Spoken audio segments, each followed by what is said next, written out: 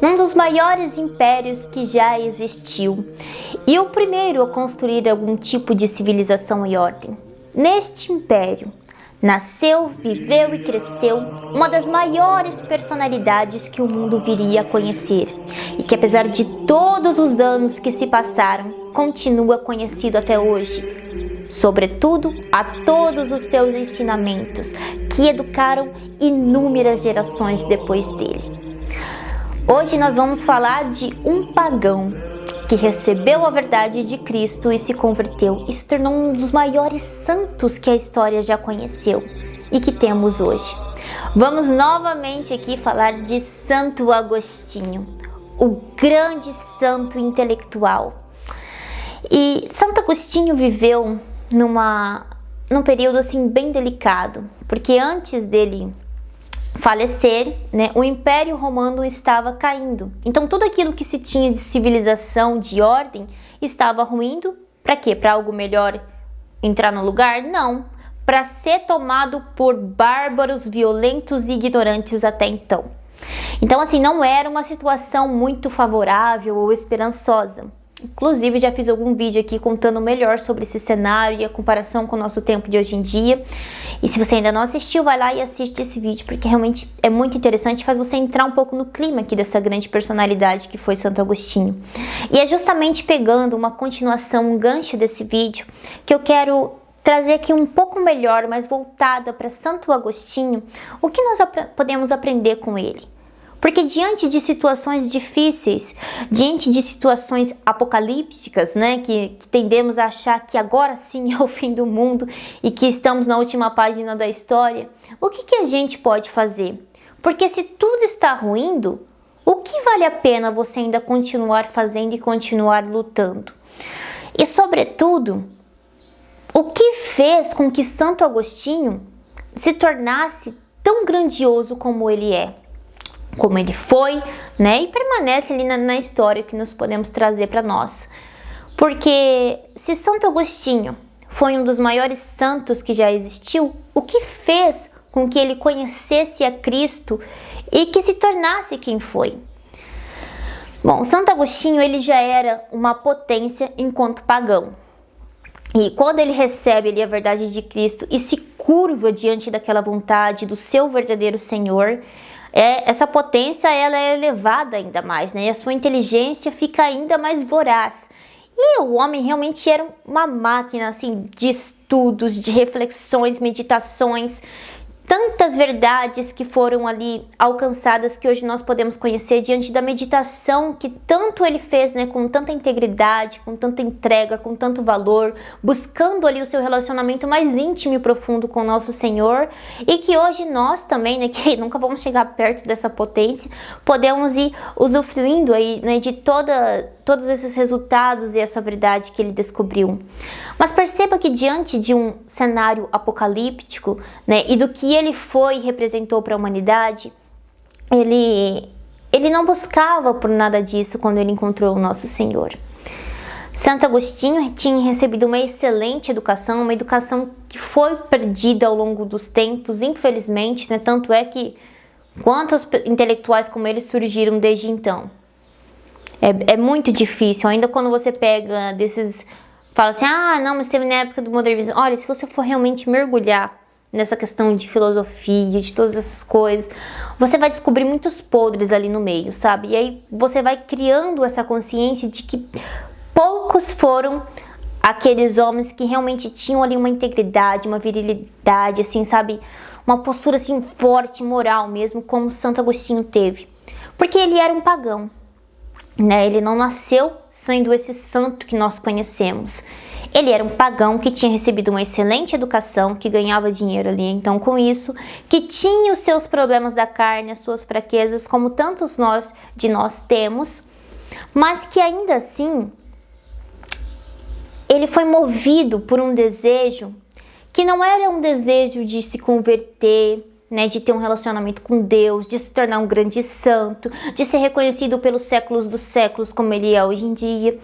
Quando Santo Agostinho, ele entra ali nesse relacionamento com Deus, ele dá essa grande virada na vida dele, o que fez ele fazer isso não era nenhum dessas coisas que eu pontuei até aqui, porque até então não tinha como ele saber que tudo isso iria acontecer. Isso era plano de Deus para a vida dele, porque ao ver ali uma grande potência, sabia o quanto aquela personalidade poderia ajudar tantas e tantas almas, sem contar da satisfação de tê-lo para si, né? Porque Deus sempre deseja cada um de nós, não importa quão miseráveis nós somos. Ele sempre nos quer e quer nos resgatar. Resgatar. Saiu. Bom, Santo Agostinho, ali como um pagão, ele foi tomado por uma ambição, algo muito particular. Ele não estava preocupado em salvar as almas, ele não estava preocupado em ser uma grande personalidade, ele não estava preocupado em salvar o mundo, em salvar a civilização, o Ocidente. Não. Ele queria se tornar o melhor retórico, o melhor orador possível.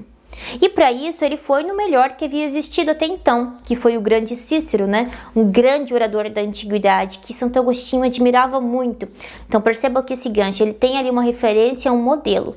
E aí ele vai ver o quê? Ele vai ver o que essa pessoa fala, de como que você consegue se tornar o melhor, de ter a melhor oratória até então. Então perceba que é o quê? É um desejo particular e de certa forma até um pouco egoísta, porque diz respeito apenas dele, né? Não era um bem que ele ia trazer para a humanidade, para o seu tempo, para o mundo e para as outras gerações.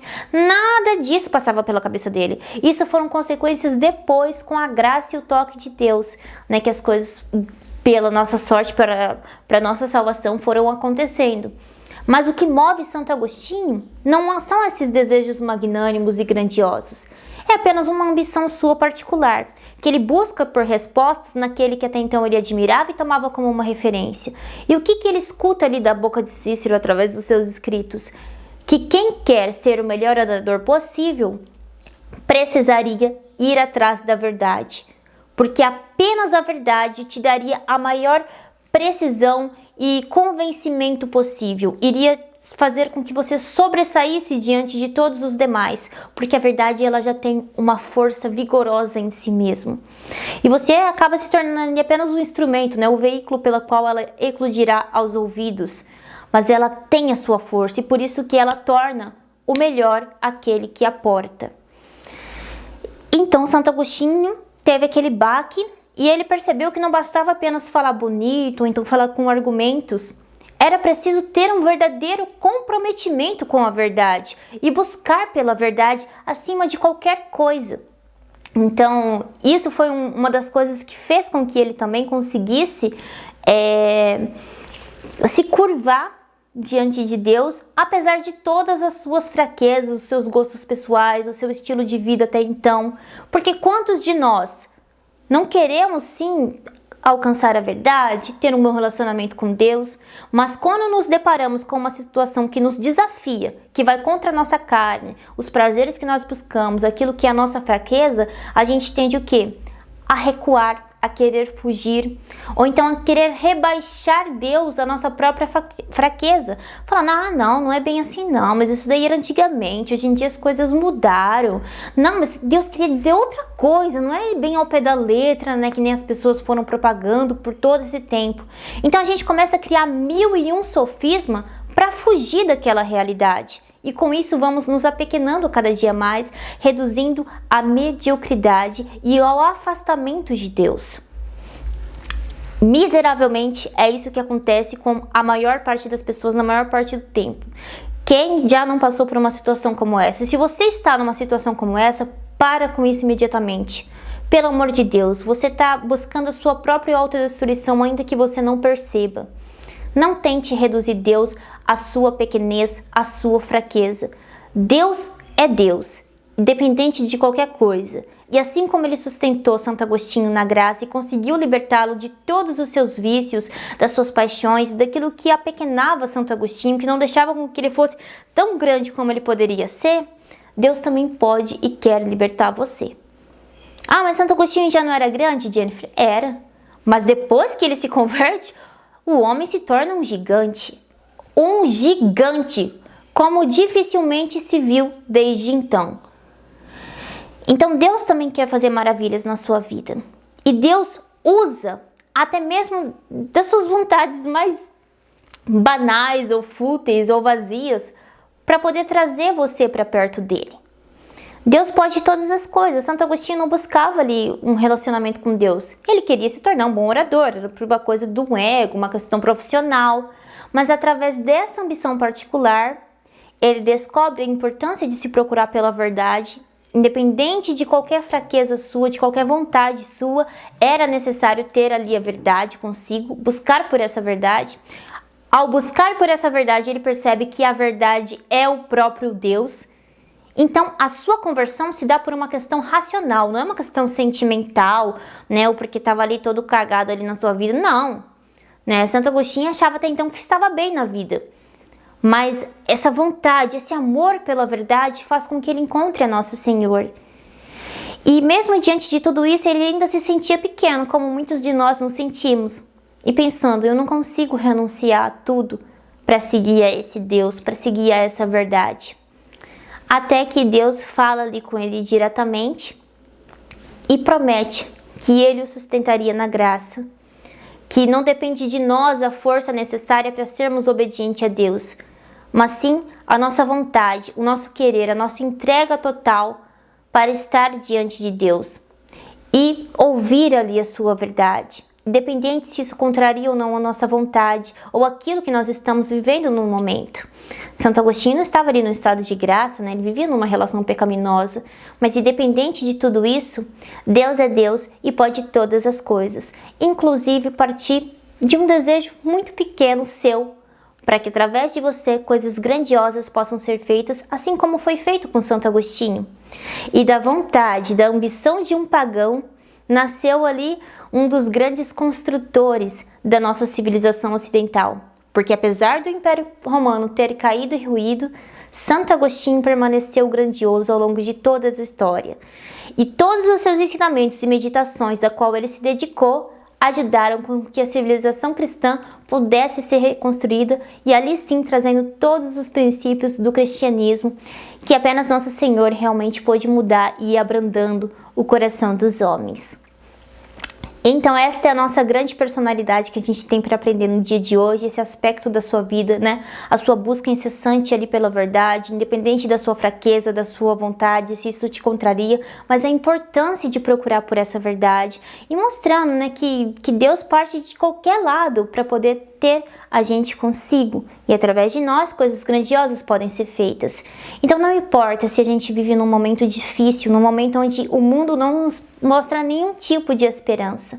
É apenas Deus que é o Senhor do tempo e da verdade. É todo poderoso e pode todas as coisas.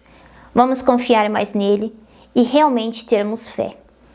Se você gostou desse vídeo, curta e inscreva-se aqui no canal para não perder as nossas próximas análises e conversas aqui que vamos tendo. Até a próxima!